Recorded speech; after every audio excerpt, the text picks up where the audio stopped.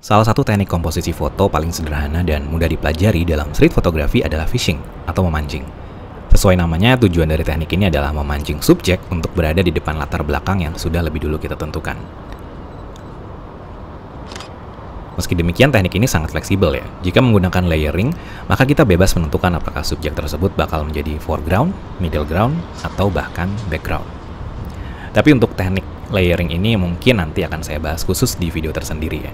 Kali ini kita belajar yang lebih sederhana, yaitu fishing untuk menghasilkan komposisi foto yang sangat-sangat simple dan minimalis, tapi jauh lebih menarik dibandingkan asal jepret atau asal foto dan kesannya tanpa tujuan. Kamera yang saya gunakan adalah Canon 600D, dan lensanya adalah lensa prime, lensa fix 35mm f2 IS USM. Buat warga Jabodetabek seperti saya, nggak ada lokasi yang lebih pas, lebih nyaman untuk latihan foto selain di Car Free Day Jakarta, di Jalan Jenderal Sudirman hingga Jalan MH Tamrin di Jakarta Pusat. Di sini banyak banget momen, subjek, objek, dan macam-macam, segala sesuatu yang bisa kita manfaatkan untuk melatih skill fotografi. Dan teman-teman pemula juga dijamin nggak bakal merasa awkward membawa kamera dan lensa, karena semua orang di sini tuh sibuk dengan aktivitasnya masing-masing, dan kita pasti bakal ketemu juga dengan sesama fotografer yang lagi hunting atau mungkin juga sama-sama lagi belajar di Car Free Day ini.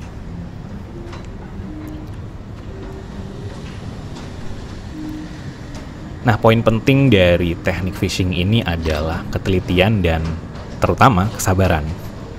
Seperti yang saya tunjukin di video ini, saya sambil menyusun komposisi, sambil framing, saya juga sambil memilih, dalam tanda kutip memilih subjek mana yang bakal saya jadikan point of interest dalam komposisi foto tersebut ya, yang dari belakang halte dan backgroundnya juga halte, tapi halte yang di pembatas jalan, sampai akhirnya saya tentukan dua orang tadi menjadi point of interestnya.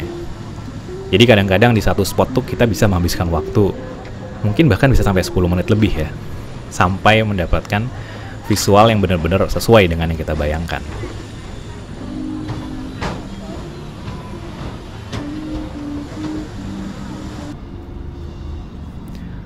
Nggak semua foto di sini saya jepret menggunakan teknik fishing.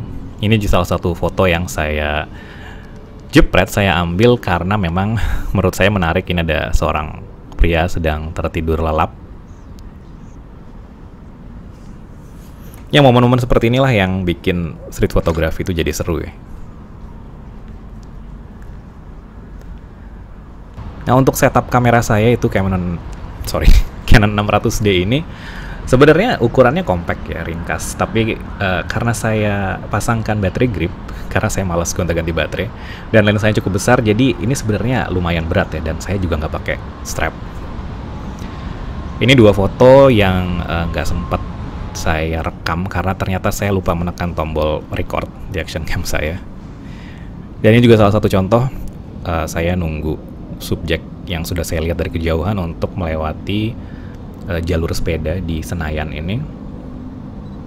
Saya memanfaatkan tiang, saya nggak tahu ini tiang listrik atau lampu ya, dan ada spanduk, ada banner di situ untuk jadi foregroundnya.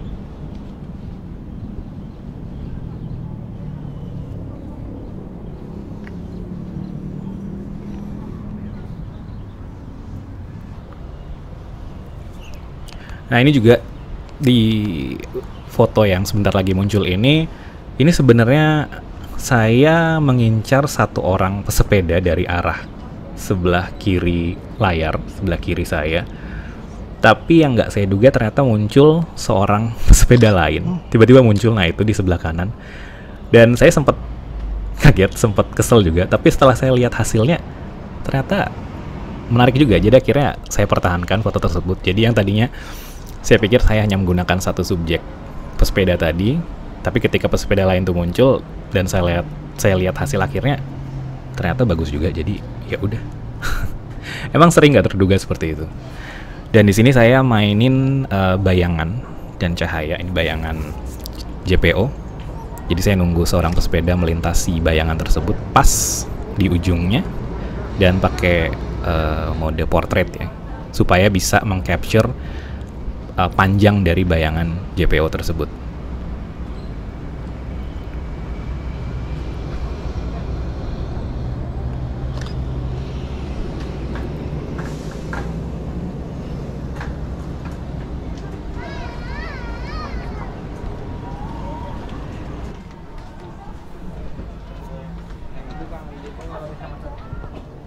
Ini juga saya refleks melihat ada bapak-bapak yang membawa karung tersebut, dan di depannya itu ada railing, ada pagar dari jembatan penyeberangan ini.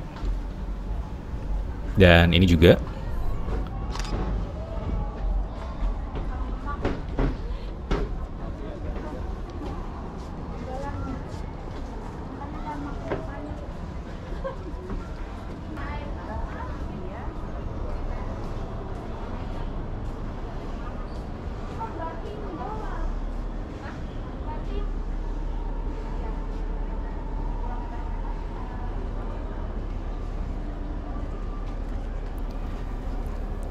ini saya melihat sebuah kon itu yang berwarna orange tengah jalan, dan kon itu sendirian, nggak ada temennya. Saya nggak tahu apakah jaraknya memang berjauhan atau sengaja dipasang, diletakkan satu aja. Yang pasti saya di sini menunggu pesepeda itu lewat, dan ya tujuannya memang untuk mengcapture kekosongan tersebut, dan point of interestnya ya si kon itu dan pesepeda yang lewat itu.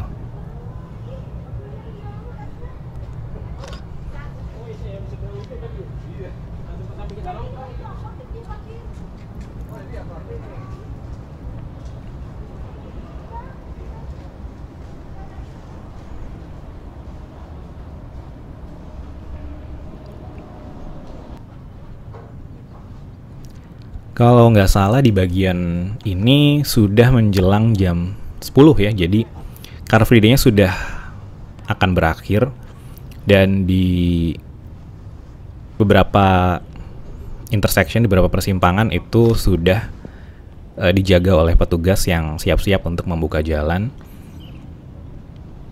Jadi setelah wilayah ini, ya benar, ini udah kendaraan-kendaraan sudah mulai melintasi wilayah yang tadinya dijadikan lokasi Car Free Day. Untuk foto ini tadinya saya pikir mungkin akan lebih bagus kalau saya menggunakan lensa yang lebih panjang ya, short telefoto atau telefoto, tapi ternyata setelah saya melihat hasil akhirnya, ternyata warna kuning yang digunakan oleh si bapak dan anak tersebut tuh matching dengan backgroundnya, itu ada pembatas jalan dan separator yang juga berwarna kuning. Itu yang saya justru sadari belakangan. Nah itu lagi, jadi memang kadang-kadang yang nggak terduga seperti itu justru bisa berkontribusi ke hasil akhir foto ya.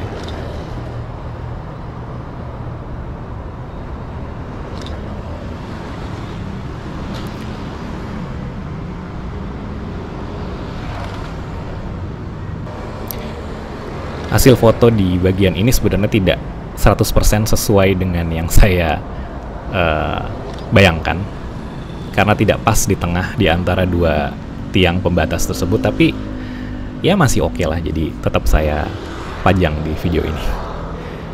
Ini lagi-lagi manfaatkan cahaya dan bayangan di underpass, dan kesabaran sampai saya merasa benar-benar udah mengcapture subjek yang saya inginkan.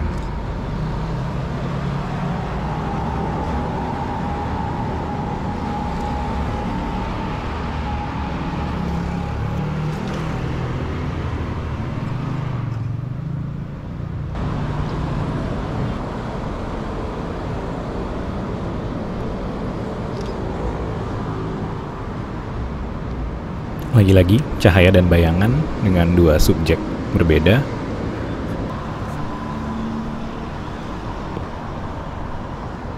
Ya, dan saya juga nggak akan henti-hentinya ya saya bilang ke teman-teman bahwa dalam fotografi, apalagi street fotografi seperti ini tuh, komposisi itu benar-benar penting banget. Komposisi, bukan warna, bukan tone, bukan rendering, dan terutama apalagi bukan bokeh atau autofocus background. Jadi yang harus sering-sering dilatih itu adalah gimana teman-teman bisa menyusun komposisi, framing, angle yang menarik. Minimal untuk teman-teman sendiri dulu aja gitu, untuk melatih visualisasi kita.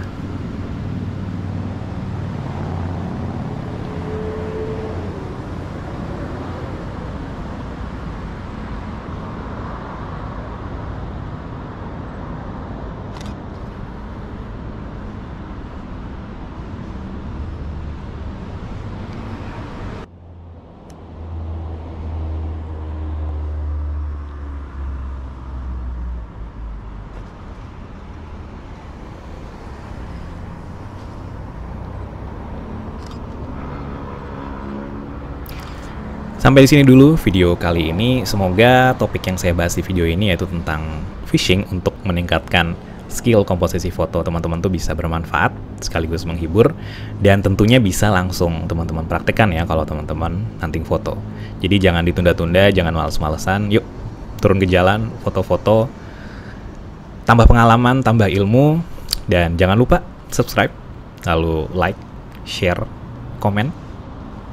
Saya Riko dari channel yang Riko. Terima kasih sudah menonton. Bye-bye.